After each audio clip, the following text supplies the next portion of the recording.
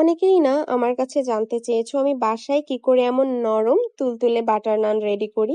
চলো আজকে রেসিপিটি শেয়ার করা যাক। প্রথমে 2 কাপ পরিমাণ কুসুম গরম পানিতে 1 টেবিল স্পুন ইস্ট এবং সমপরিমাণ চিনি দিয়ে ভালো করে মিক্স করে রেস্টে রেখে দিব যতক্ষণ না অ্যাক্টিভ হয় ইস্ট। আর তারপরে একটি বোলের ভিতরে 4 কাপ পরিমাণ ময়দা নিয়ে নিয়েছি। আর সেখানে পরিমাণ মতো লবণ দিয়ে ভালো করে ময়দাটা হাতে মেখে মিক্স করে নিতে হবে। আর তারপরে ইস্ট ভেজানো পানিটা হাত দিয়ে ভালো করে মিশিয়ে নিয়ে অল্প অল্প করে ঢেলে একটি ডো তৈরি করে নিতে হবে। এতে করে ডোটি অনেক বেশি সফট হবে। আর একবারে পানি মিক্স করলে কিন্তু একদম শক্ত হয়ে যাবে ডোটি। সবার শেষে একটু সয়াবিন তেল দিয়ে আরেকবার মেখে নিতে হবে। 2 হাত দিয়ে টেনে টেনে মেখে নিলে ভিতরে একটা জালি জালি ভাব আসবে, যেটা একদম দোকানের বাটার নানের মতো হবে। তারপরে এটাকে আরেকটু মেখে নিয়ে রেস্টে রেখে দিতে হবে আধা ঘন্টার মতো।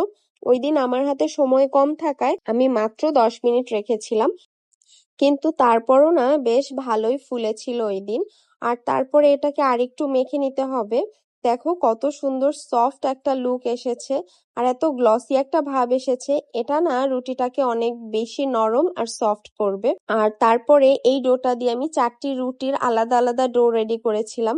আর দেখো ভিডিওতে দেখানোর পদ্ধতিতেই রুটিগুলোর ডো রেডি করে নিয়ে তারপরে নর্মাল রুটি আমরা যেভাবে বেলি ওভাবে করেই বেলে নিব। অনেকে ওভাল শেপে বেলে নেয়, কিন্তু আজকে আমি একদম রাউন্ড শেপেই বেলে নিব। আর তারপরে বেলা হয়ে গেলে আমি দেখিয়ে দিব তোমাদের যে কতটুকু পুরুভাবে বেলেছি। নর্মাল রুটির চেয়ে একটু ভারী করে বেলে নিয়ে তারপরে চলে গেলাম ভাজতে। তাওয়াটা আগে থেকে একটু গরম করে নিয়ে তারপরে রুটিগুলো ভাজা শুরু করলাম। একটা সাইড একটু ভালো করে ভেজে নিয়ে তারপরে না ওই সাইডে একটু বেশি করে বাটার দিয়ে নিব। এতে করে স্মেল এবং কালার দুটোই খুব সুন্দর আসবে।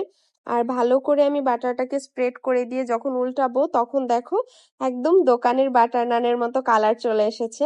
আর যখন এই সাইডটাতে উল্টাবো এই সাইডেও একটু বেশি করে বাটার দিয়ে দিব। দেখো কি সুন্দর কালার এসেছে আর একটু ফুলেও গেছে। একেবারে ভিতরে জালি জালি ভাব আর সফটনেস চলে এসেছে। দেখো একদম হাতের মুঠোয় চলে এসেছে। আর এই ডোটা দিয়ে না তোমরা চাইলে পিৎজাও বানাতে পারবে। আমি কিন্তু একটা পিৎজাও বানিয়ে নিয়েছিলাম। আর আজকে এ পর্যন্তই। সবাই অনেক ভালো থাকবে আর বাসায় কিন্তু অবশ্যই ট্রাই করবে।